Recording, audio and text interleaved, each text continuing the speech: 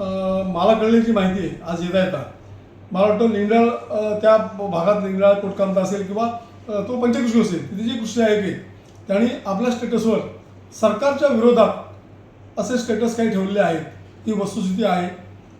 आणि हे जर असं असेल तर ज्या शासकीय सेवेत आपण काम करतो त्या नोकरांनी शासनाच्या विरोधी अशा प्रकारचं वर्तन करणं हे त्यांच्या सेवाश्रद्धेमध्ये बसत नाही, वस्तुस्थिती आहे। आणि ह्याचा परिणाम शासनाच्या कृषी योजनांवर नक्कीपणे होईल।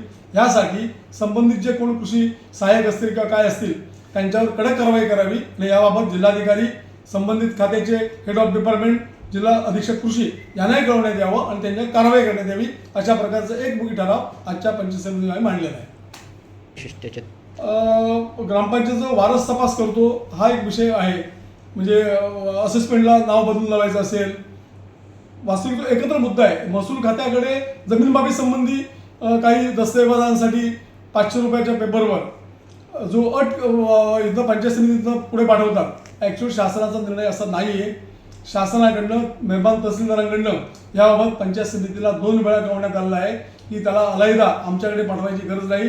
ग्रामपंचायत पातळीवरच त्याचं प्रतिज्ञापत्र घेऊन साध्या याच्यावर तो विषय संपून टाकावा आणि कुठल्याही परिस्थितीत त्या ग्राहकाला, त्या घरधारकाला किंवा त्या संबंधित इस्माला कुठल्याही प्रकारचा भुर्दंड पडू नये अशा प्रकारचा निर्णय हा महाराष्ट्र सरकारच्या महसूल विभागाने आणि क्रांतिकारी निर्णय अशा प्रकारचा घेतलेला आहे। मुद्दा असा आहे की आज प्रत्येक गावाला एक तलाठी शासनाने चांगली योजना सुरू केली आहे।